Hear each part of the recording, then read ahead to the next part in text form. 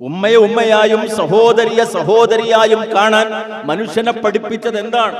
ഉമ്മയും സഹോദരിയും ശരീരമാത്രമായി കണക്കാക്കുമ്പോൾ രണ്ടുപേരും തമ്മിൽ വ്യത്യാസം ഉണ്ടായിക്കൊള്ളണമെന്നില്ല. രണ്ടുപേർക്കും കൈയുണ്ട്, കാലുണ്ട്, കണ്ണുണ്ട്, മൂക്കുണ്ട്, തലയുണ്ട്, മുടിയുണ്ട്, എല്ലാമുണ്ട്. എവിടെയാണ് വ്യത്യാസം?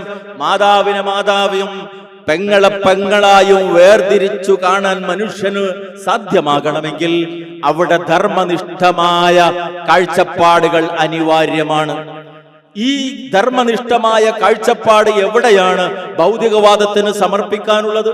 വിവാഹത്തെ സംബന്ധിച്ചുകൊണ്ട് ഭൗതികവാദികൾ പറഞ്ഞൊരു കാര്യം, മനുഷ്യനെ സംബന്ധിച്ചിടത്തോളം തീർച്ചയായും ഒരു ഡിസ്പോസിബിൾ സംസ്കാരം പോലെ ഉപയോഗിക്കുക, വലിച്ചെറിയുക എന്നതിനപ്പുറം കുടുംബമെന്ന സംവിധാനത്തിന് യാതൊരു പ്രസക്തിയുമില്ല എന്നതാണ്. അതുകൊണ്ട് തന്നെ ഇസ്ലാമിനെ വിമർശിക്കുന്ന ഈ ലിബറലിസത്തിനും മെറ്റീരിയലിസത്തിനും ധാർമ്മികത എന്ന വാക്കിനോട് നീതി പുലർത്തുക പോലും സാധ്യമല്ല. ഇവിടെയാണ് വളരെ കൃത്യമായി പരിശുദ്ധ ഇസ്ലാം മനുഷ്യന് ഒരു കാര്യം പഠിപ്പിക്കുന്നത്. സൂക്ഷ്മത ബോധം, ധാർമ്മിക ബോധം മനുഷ്യനിൽ എങ്ങനെയാണ് ഉണ്ടാവുക? 4-ാമത്തെ അധ്യായം 108-ാമത്തെ വചനം, യസ്തഖ്ഫൂന മിനന്നാസി വലാ യസ്തഖ്ഫൂന മിനല്ലാഹ് വഹുവ മഅഹും.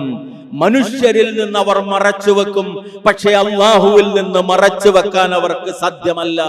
അവൻ എപ്പോഴും അവരുടെ കൂടെയുണ്ട്. ഉറങ്ങുമ്പോഴും മയങ്ങുമ്പോഴും അതുപോലെ ഉണർച്ചയിലാകുമ്പോഴും കരയിലായാലും കടലിലായാലും ഭൂമിയിലായാലും വനത്തിലായാലും ഇരുട്ടിലായാലും വെളിച്ചത്തിലായാലും വീടിന്റെ അന്തർഭാഗത്താണെങ്കിൽ പുറത്താണെങ്കിലും മുഴുവൻ സന്ദർഭങ്ങളിലും വലഖദ് ഖലഖനൽ ഇൻസാൻ വനഅലമു മാ തുവസ്വിസു ബിഹി നഫ്സുഹു വനഹ്നു അഖറബു ഇലൈഹി മിൻ ഹബ്ലിൽ വരീദ്.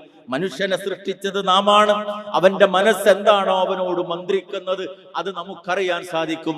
അവന്റെ ജീവനാഡിയേക്കാൾ ഞാൻ അവനോട് അടുത്തിരിക്കുന്നു.